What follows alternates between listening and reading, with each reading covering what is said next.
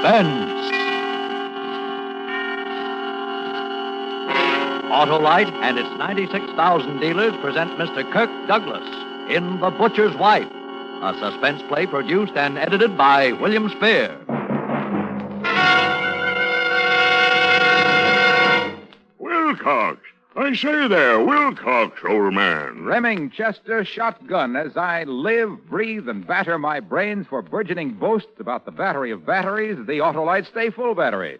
The battery that needs water only 3 times a year in normal car use. Cease sounding off. Was it not you who defied me to find a camel that could go without water as long as an Autolite Stay Full battery? Defy you I did, you dubious dunderhead. Please, no compliments. I concede your claim regarding ordinary one-hump camels, but what about a two-hump camel? Need I say more? Well, you probably mean he can go twice as long without refilling. But Autolite Stay Full batteries hold over 3 times as much liquid reserve above the plates as ordinary batteries. Need I say more? Zounds. I shall have to find a dromedary with 4 humps. Even that won't do it, for Autolite Stay Full batteries need water only 3 times a year in normal car use. What's more, in recent tests, based on SAE life cycle standards, Autolite Stay Full batteries gave 70% longer average life than batteries without Stay Full features. So get wise. Get an Autolite Stay Full battery, because you're always right with Autolite. And now, with The Butcher's Wife and the performance of Kirk Douglas, Autolite hopes once again to keep you in suspense.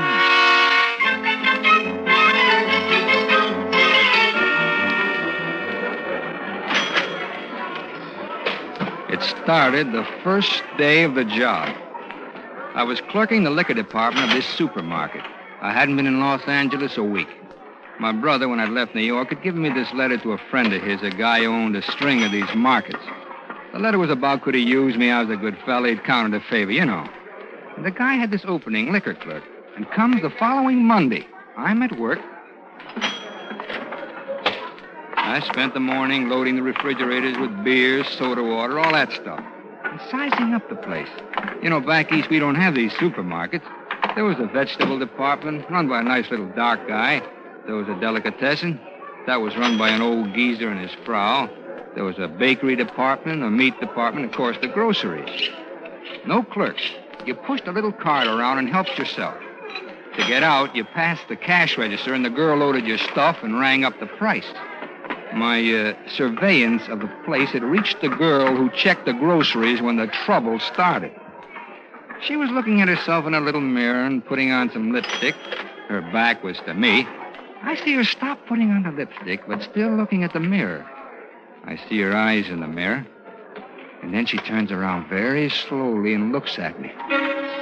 Just looks at me. She must have been 50 feet away at the least, and with customers between us. But it was like we were all alone, the 2 of us on a beach somewhere, an empty beach. I should have looked away. I should have winked and forgotten it. I should have gone on stacking beer and thinking about how to be a success. That's what I should have done. What I did do was I stood right there and locked eyes with her for I don't know how long. And all the time I was looking at her, I was sending her mental telegrams. You and me, baby. You and me. Hey. Hey, you. Hey. You and me, baby. Hey, what's the matter? Sleep on your feet? Oh, what'd you say? You the new guy, huh? Yeah, I just started this morning. I'm Nick Arno. I work the vegetables. Oh, Harry Carr. Pleased to know you. Yeah. You got 2 bottles of cold beer? Oh, sure. Cold as a witch's heart. Only don't open them here by the counter, you know, it's the law. Yeah, sure. I have them out back with my lunch. Well? Nick. What? The gal over there by the cash register. Huh? Mary? Is that her name? Mary? Yeah. What about her? Well, that's what I'm wondering. What about her? Oh. No soap. She's married. Oh, you're kidding. You see that big guy over there with a knife? The butcher? Yeah? Ask him if I'm kidding. Well, who's he? Her husband. Oh. See ya. I looked over at him. He's a funny-looking guy, a real creep. He stood there stropping a tremendous big cleaver, whistling to himself. He had on, one of those hard straw hats and a white apron. He had those rimless glasses with thick lenses so that his eyes looked like baseballs. When he saw I was looking at him, he nodded and went on whistling and stropping. A real creep. Later on, I watched him softening up some sort of steaks. He had a big steel mallet with points on it. He was whacking away at this meat like a pile driver. I watched him grinding and slicing, quartering, sawing the bones off some of the cuts. And always those eyes like baseballs. And that teeny little mouth lost in the big red face, whistling. And I looked over at her, and she was giving me the eye again.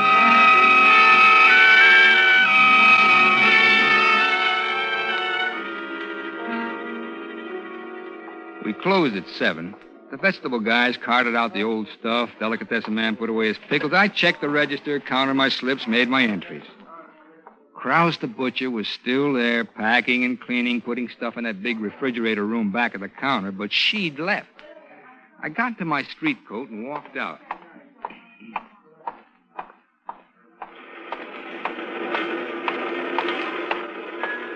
Hello?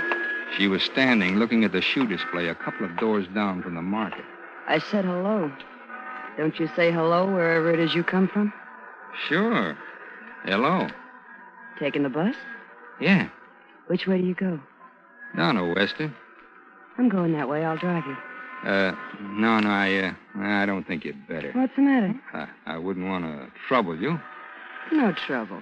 Well, Come on. I'm parked right here. Yeah, but what about, Mr. Krause? He'll be there an hour yet. He takes the bus. Oh. Come on. Well, Come on. Don't be afraid. I'm not afraid of you. You're afraid of me. Come on. Get in.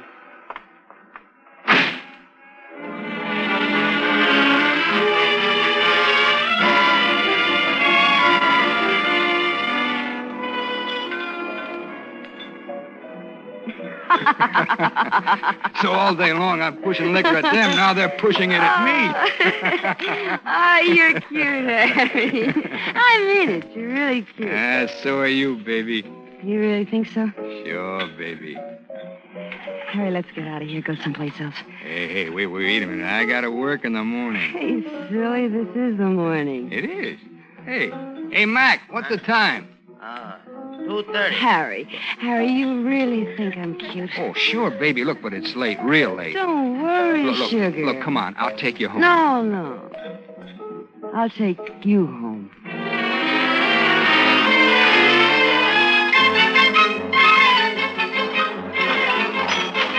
Oh, it felt lousy the next morning. I'm not much of a drinker. But she looked fresh as a daisy, smiling and joking with the customers. I didn't look over there. I didn't want to. I didn't want to think about what she must have gone on between her and Krause when she got in. He didn't look happy. I knew why. I kept waiting for him to turn those baseball eyes on me. But he never did. Just went on smashing, slicing, grinding, sawing, all that.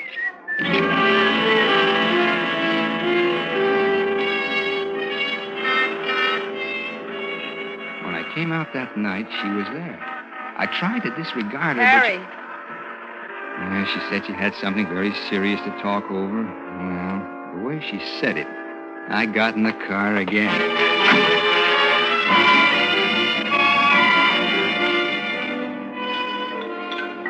He's awful, Harry. Really, you don't know. Yeah, I guess it's You tough. just wouldn't believe some of the things. Look, Mary, He's crazy jealous. Well, of you? That's silly. Well, I guess it's... Jealous of me. Or should I say of you? Me? What's he know about me? Well, I got him this morning, and there he was, sitting up like Grandma in his bathrobe. He says, where you been? I said, what's it to you, Auntie? They call him Auntie. It drives him crazy. Now, look, Mary, So he said, don't think you can fool me. And he started to cry and say a lot of things about Babylon and then sitting on the waters. Real crazy talk. Look, I better go, Mary. I don't... Harry, don't be silly. He doesn't know who you are, who it is. Yeah, but he could find out. Not unless I told him. Oh, look, you wouldn't do that. Oh, of course not, baby. As long as you're good to me.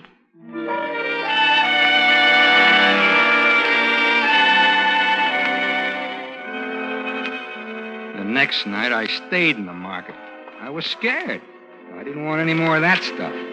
I did inventory, counted bottles, cleaned the refrigerator, changed the water in the soft drinks cooler. I kept busy. Across the market, Krause was moving around, cleaning up. After a while, he took off his apron and his straw hat, and he came over. Hello, Mr. Krause. Give me a bottle of beer. Sure thing. All right to drink it here? Sure. We're closed, aren't we? Yeah. Here. Here's an opener. Thanks.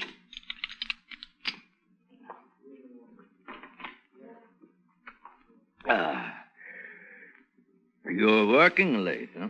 Well, you know how it is. Nothing to do evenings. No? Nah. I'm new out here. Takes time to make friends. Yeah. For me, maybe it would take time. But not for a good-looking young fellow like yourself. Oh, I don't know. You're a big, broad-shouldered guy. Yeah, sure, Big. That's me. How's the beer? It's all right. Listen, do you know my wife? Your wife? Yeah, you know her? She, isn't she the one who checks the groceries? Yeah. Oh, very nice-looking lady. You think so? Well, of course, don't get me wrong. I mean it very sincerely. A very nice, respectable-looking... Yeah, sure. Listen, have you noticed anything funny going on there? Funny? Somebody's playing around with her. And I want to find out who. With her? You wouldn't think it now, would you? No, I should say not. I don't know who it is, but listen, haven't you noticed anything? I mean, some guy who shoots the breeze with her or something like that? Well, no. Then will you do me a favor? Sure. What? Keep your eyes open. Oh, I will, Mr. Krause.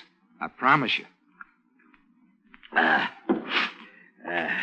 I'll find the guy. I'll find out who he is if it takes a year. And when I do, I'll kill him. Good night. Good night.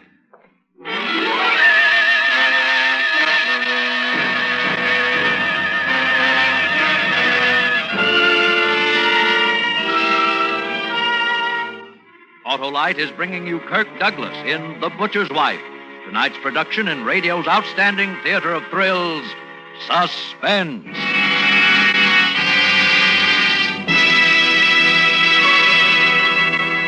I say, Wilcox, you're keeping me in suspense. No, but not for long, Remingchester, old man. I'll tell you here and now, you just can't find anything, man, beast, or battery, to beat the liquid reserve of a genuine Autolite Stay-Full battery. That's a powerful statement, Wilcox. That's a powerful battery, Remingchester. Needs water only 3 times a year in normal car use. Extraordinary. Well, I must be on my way if I'm to find a more capacious camel. After all, life is short. Not the life of the Autolite Stay-Full battery. With fiberglass retaining mats at every positive plate, Autolite Stay-Full batteries give 70% longer average life than batteries without the Stay-Full features. That's based on recent tests conducted according to SAE life cycle standards. See your Autolite dealer soon, friends, because you're always right with Autolite. And now, Autolite brings back to our Hollywood soundstage our star, Kirk Douglas, in The Butcher's Wife, a tale well calculated to keep you in suspense.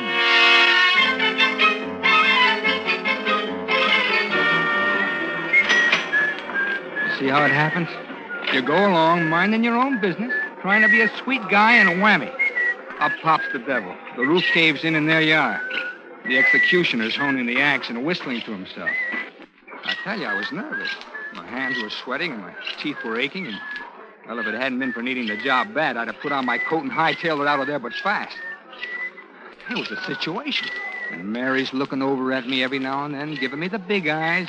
Yeah, the heck with you, baby. Get yourself another boy. And Krause is looking over, raising his eyebrows. Do I know who it is yet?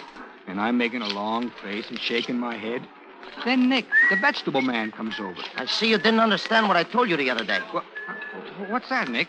About Mary. I told you she was a married woman. Oh, what are you talking I about? see you, the both of you, coming out of a bar the other You're morning. nuts, Nick. Listen, Don't pull the hard face with me, Harry. What? I ought to tip Grouse off to what's going on. Nick, look, Nick, be a good guy, will you? Be a good guy, will you? I'm telling you, you better be a good guy. And leave the butcher's wife alone if you know what's good for you. Look, I will, Nick. I will. I swear it. It was a mistake, that's all. Yeah. Look, be a good guy, Nick. Forget about it. All right. This once, okay.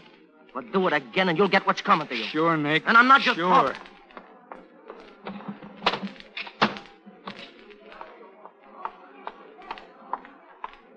Harry. What? Blow, will you? Blow. Harry, I wish you wouldn't treat me this Look, way. Blow, get away. Look at me, Harry. Don't you know your husband's watching you? He's got his glasses off. He couldn't see Hollywood Bowl. You better be nice to me, Harry. Please, Mary. Please go back to your cash register. I want to see you tonight. No. Oh, yes. Look, understand me, Mary. You're poisoned. Now get away. You'll see me, Harry, I'm or not you'll see Krause. All right. Where? I'll be parked around the corner. Around the corner. Don't be late. Oh, Harry. Stop being silly. Come on, get in. Look, please, can't you understand? I don't want any trouble. What are you so afraid of? Trouble. Oh, come on, baby. Let's go and have some Look, fun, please, huh? What's the matter? Oh. Hello, Nick. I warn you. Listen, you've got it wrong, Nick. Oh, no. What is all this? You shut up. Don't you talk to me like that. I talk to you like I please, cheat. Harry! Hit him, Harry! I didn't hit him. He was looking down his nose at me, and he was a nice, wide-open target, but I didn't hit him. Because all of a sudden, I knew what I had to do, and I knew I had to do it fast.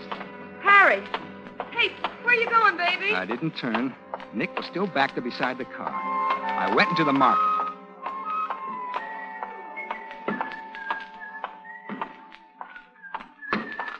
Mr. Krause. Mr. Krause! Yeah? What? I found out. What? I can't hear you. I said I found out. I found out who it is. Who? Nick. The vegetable man. Yeah. The vegetable man. I knew yesterday, but I didn't want to get him in trouble. I told him to lay off, but he said nuts. He said if I opened my mouth, he'd tell you it was me, that I was the one. Vegetable man. I'm sorry, Mr. Krause. I never did like him. I never did like him. Well, good night. Good night.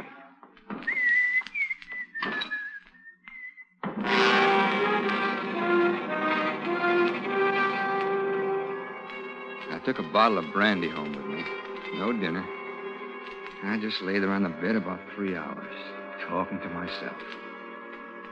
Finally, the heck with the job. I got up, started to pack.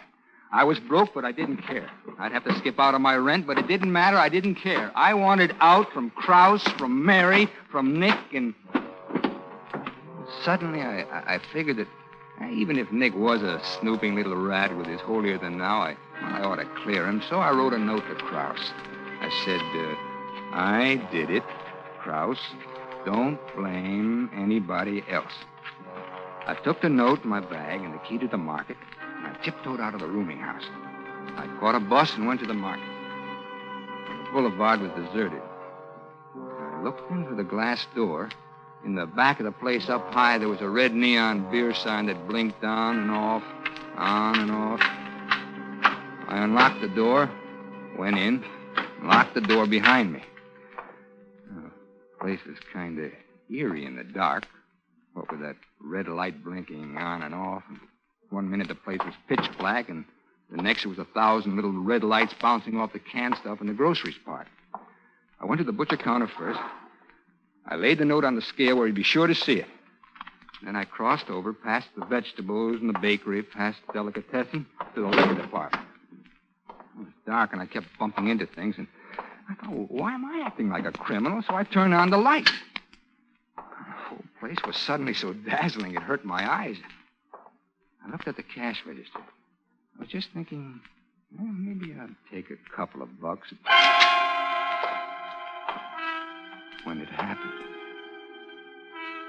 hadn't touched it. Well, there were other switches in the place. I didn't know where. After the brightness, the place seemed twice as dark. The red sign blinked on and off, on and off. Then I saw Krause. He was standing behind the meat counter at the scale, and he picked up the note, my note. I did it, Krause, and he read it. I couldn't see his eyes, just the glasses. And every time the light blinked, they shone red, bright red, like some sort of terrible toy. And he began to move.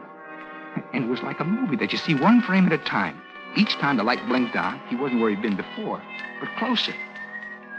Closer. Krause? Mr. Krause? Mr. Krause! The red glasses kept coming at me. I edged over toward the vegetables, and he moved too. I moved the other way toward the groceries. There was a railing. I climbed over it. I was in one of the long, narrow aisles of cans and bottles. The stuff was piled head high. I waited, hoping maybe he didn't see me. But he did. I hid behind a stack of canned dog food. He sounded 30 or 40 feet away. I waited.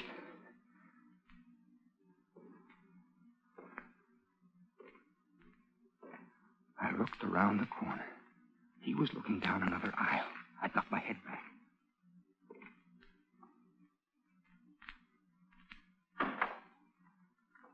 Couldn't understand that sound.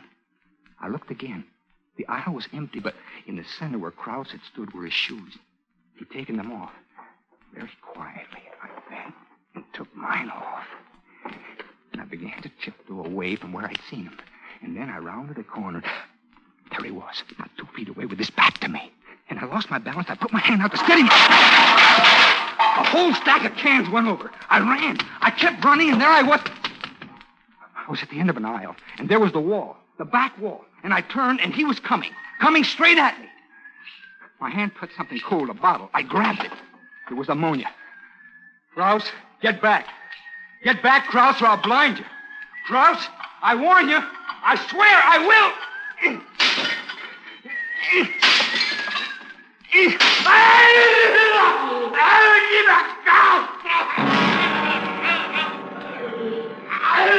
He stood there like a crazy giant, like Cyclops tearing at his eyes, the ammonia running down his face. I didn't wait. I ran past him, bumping him aside, ran and cut around the cash register, past the delicatessen in the bakery to the door. It was locked. The key, well, I'd left it in the lock. It was gone. I tried to break the glass with my fist, but it was like steel. Well, I couldn't kick it. I'd left my shoes behind. And Krause kept coming, feeling his way along, moaning. In the blinking light, I could see he still had the knife in his hand. I slid behind the counter of the meat department. Oh, under my feet, the sawdust. I bent, scooped up a handful. His face was awful, twisted and gleaming. His glasses were gone, and his eyes were screwed tight shut in pain. He stopped 10 feet away, swaying. Then he opened his eyes, opened them as wide as he could, and moved his head from side to side, trying nearsightedly to see me. Then his head stopped moving, and holding it sideways, using one eye to see me, he came on, the knife held way back. I waited. And I let fly with the sawdust and jumped to one side, my back up against the block, and he twisted and skidded in the sawdust, and he fell. He was very still for a moment. I waited. He rose to his knees. In the blinking light, I saw the knife. He'd fallen on it. It stuck out of the middle of his chest. Krause! Then, very slowly, he got to his feet, one hand over the place where the knife was, and started toward me again. There was a rack over the chopping block. He reached up and got a cleaver. I backed up. Behind me, I felt a large, cold handle. The door to the meat storage room. I heaved it open. Inside, it was cold, bitter cold, and dark. In the center of the door was one small, thick pane of glass. It was clouded. I wiped it clear with my hand and looked out. Krause stood there, his face an inch from mine, looking in. And And then his eyes rolled back and his face went slack and he fell out of sight.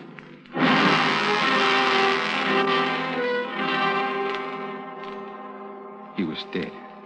I was sure of it. I felt around in the dark for the knob, but I couldn't find it.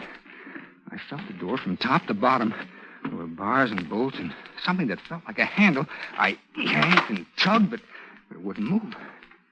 There was a knife on a slab there, a butcher knife.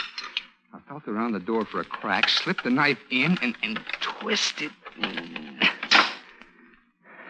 Broke off. Another door, I thought. Maybe there's... Oh, please. Another door out of this place. I began to search for it in the dark, feeling along the icy, damp walls. I walked into something cold that moved when I touched it. Oh, the side of beef. But no door. I moved farther. Another icy, cold thing. And I moved on and came up against another... As cold as the rest, but... And I'm crazy. I know it. I'm crazy. This one feels as though it's wearing silk stockings.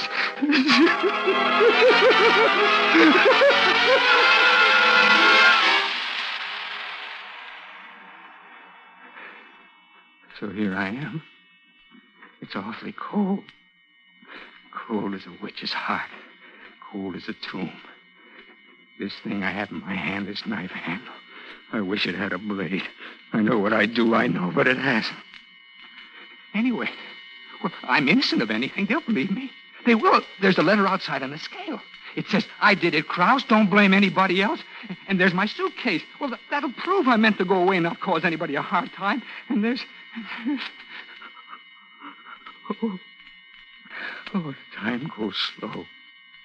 And while I'm waiting and waiting and waiting, I'll tell myself the whole story again. And again, it'll give me something to do, you know. Something to think about. You see, it started the first day of the job.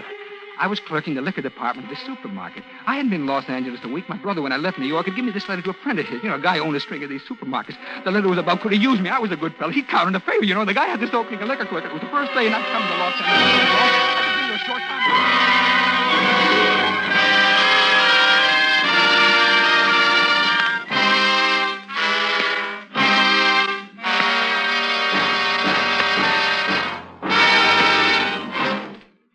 Suspense, presented by Autolite. Tonight's star, Kirk Douglas.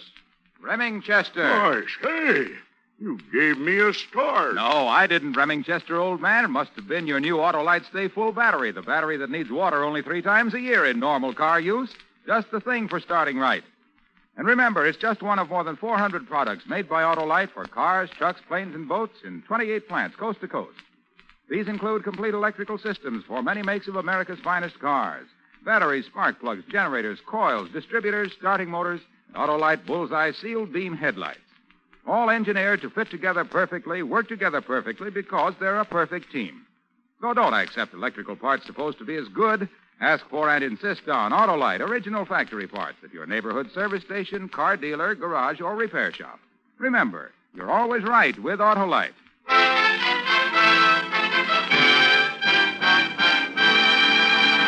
Next Thursday for Suspense, Marlena Dietrich will be our star. The play is called Murder Strikes 3 Times, and it is, as we say... A tale well calculated to keep you in suspense. Tonight's Suspense play was produced and edited by William Spear and directed by Norman MacDonald. Music for Suspense is composed by Lucien Morawek and conducted by Lud Gluskin. The Butcher's Wife is an original play for radio by James Poe. Kirk Douglas, whose thrilling performance in Champion has placed him among the Academy Award contenders, will soon be seen in Young Man with a Horn. You can buy Autolite Stay Full batteries, Autolite regular or resistor spark plugs, Autolite electrical parts at your neighborhood Autolite dealers. Switch to Autolite. Good night. This is CBS, the Columbia Broadcasting System.